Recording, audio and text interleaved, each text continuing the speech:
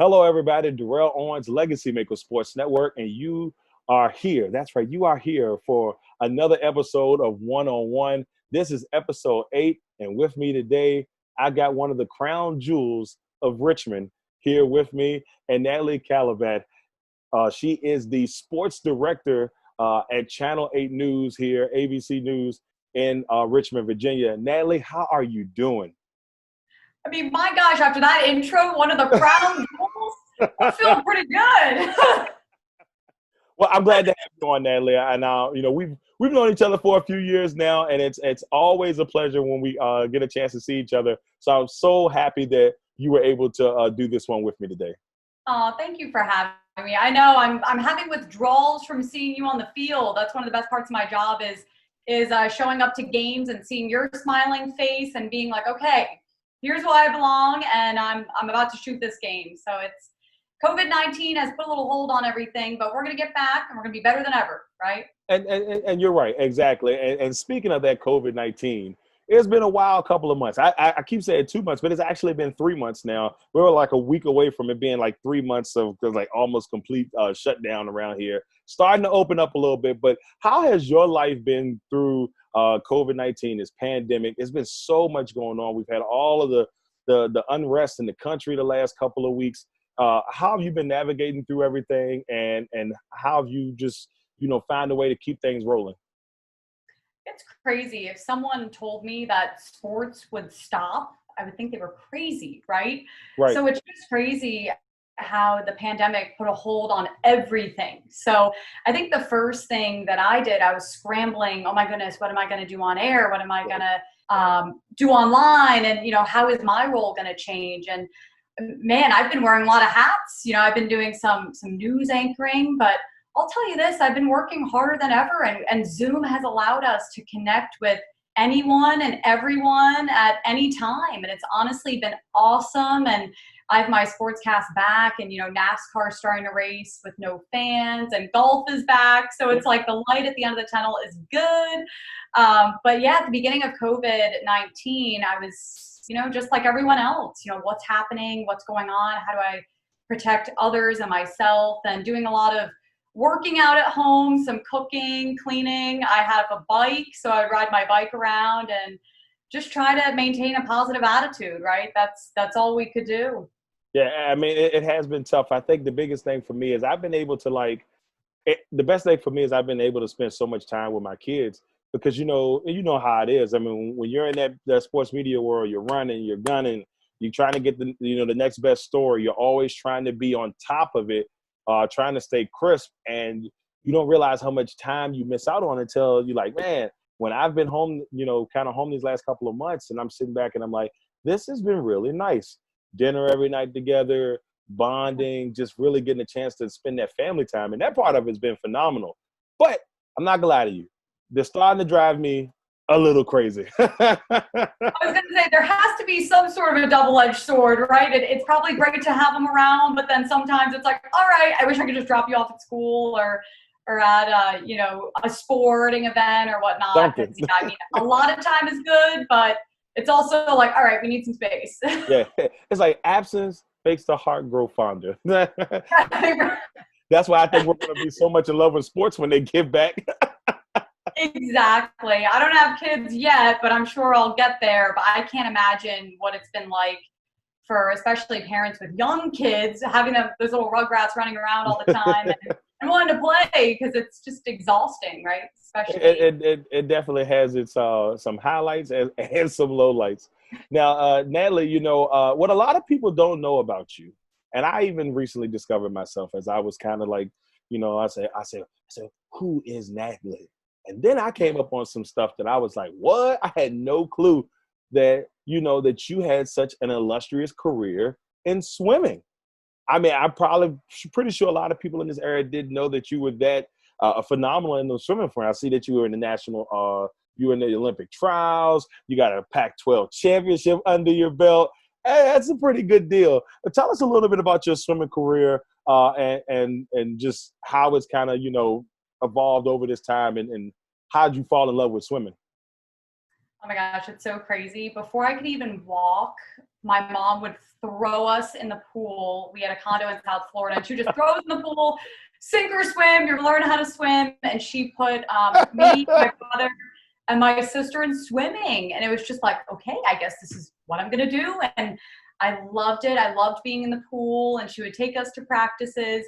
But I have to tell you about the turning point. So when I was about 11 years old, representing the state of New Jersey, where I'm from, at a zones meet in Buffalo, New York. And I had a great swim. My mom and I were in the car, and I said, Mommy, that's the last race I want to swim. I want to try diving. And I looked at the diving well and I said, I want to be a diver. She said, oh, that's great, but you're good at swimming. So you did swimming. I'll let you try out. And if you make the top tier program, then good luck with diving. So I tried out for diving at the College of New Jersey, the club program. It was called Blue Dolphin Diving. And the diving coach, after my tryout, put her arm around me and just said, this girl, she said to my mother, this girl's been at the wrong end of the pool. Like, she's a good swimmer, but she's going to be a great diver. So I actually transitioned from swimming to diving at around 11, 12 years old, but I did start in swimming, and from New Jersey, I got a scholarship to dive at USC, and I competed in the Olympic trials. And I mean, how does a kid from New Jersey end up all the way across the country for school? I loved my family. I didn't do that on purpose. I was a Trojan for life when I stepped foot on campus. So went to USC, never looked back. And let me tell you, I mean, diving was a perfect springboard, no pun intended, into this. I always have to say that it was a perfect springboard into television, just being able to cope with criticism and adversity and be a team player. And it's exactly what I'm dealing with right now in our field. And also working hard, just, working your tail off and always doing more and more and more, and just continuing to get better. With reps, you get better as an athlete, and you also get better as a TV personality. Yeah, and see, that's the thing. I mean, a lot of people, there's a lot of people that know me. I mean, I started getting on. I was on TV myself back a couple of years back, doing commercials for Walmart, and those commercials trained me for this moment in time. I tell people, I said, they don't know how vital that time was, even though I was just kind of like, they just said, here you go, and I kind of just had to grasp it and learn it, and just being able to see these professionals do it consistently for, I mean, I did it for a couple of years, but just watching them doing it consistently over that time frame really gave me an eye what it feels like and needs to feel like when you're on TV, and definitely gives you a chance to, to climb over adversity and say, well, okay, I can handle this. I've been in the light. I can make this happen. So I can definitely understand that. Definitely understand that. Oh, exactly. The pressure, the adversity, just, having a little bit of nerves, being able to cope that with energy and excitement. You're a fun guy. You're always smiling. You have a ton of energy. So no, it's a direct correlation. Now, talking about that, yeah, I mean, you had that TV thing, but what said, okay, yeah, you had that background in swimming and diving, but what made you say, man, I want to be a sports journalist? Who gave you that bug to say, man, I want to be a sports journalist? I want to show people what I got. What got you into sports journalism? I love it. I love that question because I have a really simple answer. I went to USC. I was a sophomore. I took an upper division journalism class called Sports Media Studies in Broadcasting. I sat in the front row. I got there early. It was a 3.5-hour class on Wednesday night, and I just fell in love. I fell in love with it. The guests we would have such amazing on-air talents from some of the local LA stations. I mean, Scott Boras would come on. I mean, it was awesome. It didn't even feel like school. I was just in the front row, bright eyes, and always have my hand raised. I was so excited to go to that class every Wednesday night at the Annenberg School at USC. So going to school in LA was perfect too. I mean, just being in a big city and having internships after that. Right. But that class, my sophomore year, really was the turning point for me to be like, okay, I want to do this. So now I need to figure out how I'm going to get experience. Right. That way I can get my first TV job in 2 years when I graduate. So it all seems to work out in a weird way with a lot of hard work and hustle, but wouldn't want it any other way. Well, let's look at it like this. I mean, you've come into this market and you're the only female sports director in this market.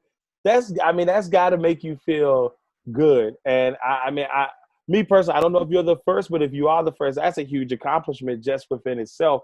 But how does it feel knowing that pressure of saying, okay, look, I'm the only female sports director in this market? Do you feel that pressure of saying, I got to get this right for future, women that want to be sports directors? Do you feel like you have to get it right, or you feel like I just got to be myself and make it happen for me? I love that question because I love just being myself. And I know you watch my stuff, and whoever else watches Channel 8 Sports, you'll know when you turn on, it's going to be different than anything else. Right. And I love that. I love just creating this sports cast and making it my own. And I mean, sports is who I am. I grew up around sports. I was a competitive athlete myself. So it just seems so natural when the producer is counting me down, 3, 2, 1, Natalie. And I'm just like, I love it. It's awesome. I mean, it's like, I think for people in the journalism field, that countdown is like the equivalent of somebody shooting a 3 at the buzzer. It's like, this is my time to shine. Let's go. And so it definitely has a different feel than anything else. And it's a lot of pressure because you got to be on your game. You got to be on your game, and you all have slip-ups, but you got to be on your game. And so that's a pretty big deal. That's a pretty big deal. I'm going to step up and I'm going to drain that 3 shot. That's right. Exactly, Natalie. All right, Natalie. So now we've gotten to the part of the show, which is starting to become my favorite segment on the show. That's called Quick Ones. Oh, no, I can't think. All right. So here on Quick Ones, for those who are tuning in for the first time, the way it works, it's kind of like rapid fire, but not quite rapid fire. I call it Quick Ones because, hey, we're one-on-one. So you got to make it happen. But here on this, I'm going to ask you a couple of, or put a couple of phrases, maybe, or drop a one-word thing for you, Natalie, and give you an opportunity to react to it. You can do it in one word, or you can give me the breakdown. I'm down. I think we're cool either way. You ready for this? I'm ready. Born ready. Let's go. Right. Okay, you hear that? That's that athlete in her coming out. All right. Quick one, number one. What has been your favorite sports moment? There it is. I said I wasn't going to do it, and I did that. Oh, my gosh. The Capitals winning the Stanley Cup.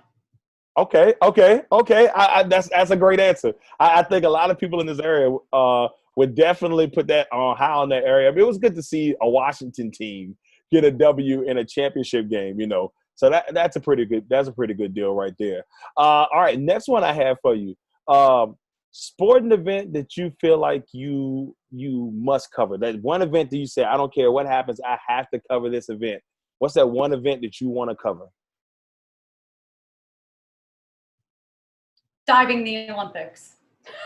Okay. I like that. That's a good one. That's a good one. Right up your alley. You'll be ready for it. All right. Exactly. Now, so the next one I have for you is, give me that interview that you've always wanted to do. And it could be anybody. I mean, it could be past, present. There's one person that you can interview. Who would you interview? Someone I have or I have not yet. Either. Well, no, that you haven't yet. Now let's do it. You haven't yet. Okay. And it's one. It could be dead or alive. Just that one person you can say, "Man, I wish I had that interview," or "I want to do that interview." It's got to be Michael Jordan. Okay. Got to go with MJ. Okay, MJ's a solid answer. No one's going to be upset with the MJ answer at all. Dude, definitely not. All right, so the last one for you, this might be a little bit of a layup. Sure. But here we go. Give me your favorite cereal. Cereal? Yeah. No. Oh, wow. I need to stop opening my mouth and just answering. I thought I'd be able to do that, and I just haven't been able to. I would say, this is such a random one, but it's the first one that comes to mind. Kashi Go Lean Crunch peanut butter flavor. It's really good. It's really, really good. You had me thinking. I was like, I've seen Like I'm thinking down the grocery aisle and I can't picture this one. Oh, okay, Kashi. Now I've seen the brand Kashi. I haven't gotten to break down that deep, but I have seen the brand Kashi before. White box, if I'm not mistaken. I think brown lettering, something like that. Okay, so we're good there. Okay, so Kashi. It is. I just love peanut butter, so it's it's so good. I put it on yogurt. I have it with milk. It's amazing. I know. I should have said something like cinnamon toast crunch because that's really tasty. No. But, yeah. No, it's all good. But see, you know what you've done? Somebody's gonna be like, I gotta go check out what this Kashi is because I've never ever heard of it. But that's okay though, because you just did a promo for Kashi and they don't even realize it. I hope the money comes your way soon. I know. Am I going to get a phone call like, hey, you've gotten a free box? In fact, you give me the free box of Kashi. Oh, man, that's great. I think, well, my favorite, I'm going to give you mine out of fairness. It's kind of tough for me because there's the last couple of years that actually General Mills made some really good ones. They had a s'mores one that was pretty solid. They had Nutter Butter, which was like, it's like Captain Crunch. You know how the hard Captain Crunch, the one that cuts the roof of your mouth? It's that cereal without the cutting of your mouth. So that Nutter Butter one was pretty good. But my favorite one is actually Frosted Mini Wheats. I love Frosted Mini Wheats. I don't know why people probably make fun of me for it, but I love Frosted Mini Wheats. It's up there in my top. It's probably my favorite cereal. I love Frosted Mini Wheats. Like the texture, the flavor, it's kind of healthy, right? Like minus the frosted stuff. Right. And so now, exactly. Oh my God. So, all right, now that was quick ones, and Natalie, you did a good job. You didn't do bad. I felt like you handled it well, and you made it through smoothly. Thank you. I would grade myself maybe a C, right? I mean, I stopped and stared at the ceiling, you know. Hey, look, if everybody else that's been on the show has done this number right here, I think you're in pretty good company right now. You're solid. That means I'm doing my job. I made you think a little bit. All right. That is awesome. All right, now before we get off of here, I got two more for you. And like I said, I truly appreciate you coming on, Natalie. You have, like I said, you've been one of the people in the field that I've truly looked up to because, you know, some people in this field can be really competitive. You know how it is. And sometimes people see you and they push you to the side or they don't try to contact with you because they're so competitive. But that's not the vibe I got from you. The first time I met you, you were smiling. You said, hey, you spoke to me. We had a great conversation. And you never looked at me like, oh, okay, he's not supposed to be here or I'm better than him. You never got that vibe. You always came to me as a sports journalist, from one sports journalist to another sports journalist. So I truly appreciate that. Oh, absolutely. It's who you are, you know? You're one of the crown jewels too. Oh, stop it. No crown jewel. I'm all right. I'm okay. I'm still coming down from that intro. I'm like, man, wow. I do the best I can. That's the commercial side of me. That's that Walmart commercial. If anything I can do, I can sell a point, and I would say you're pretty good on that one. Good job there. All right. So before we get off, like I was saying, is there any special projects that you have going on? Anything that you want to tell our audience out there that you may have under your sleeve here in the next couple of weeks or just down the road that, you have that, maybe that you want the viewers to hear about? I'll speak from, my gosh, last year I had a wonderful interview with Carla Williams, groundbreaking athletic director at UVA. Yes. I want to do something again with her. She's amazing, probably one of the most intelligent women I've ever met in my life. Let alone the first African-American athletic director at a Power 5 school. And she's right down the road at UVA. So she's incredible. She's someone that I look up to tremendously. And I would love to do another project with her again. I did something with her for Women's Heritage Month, which was awesome. But no, I'm still trying to, schedule some things with COVID-19 kind of delaying sports.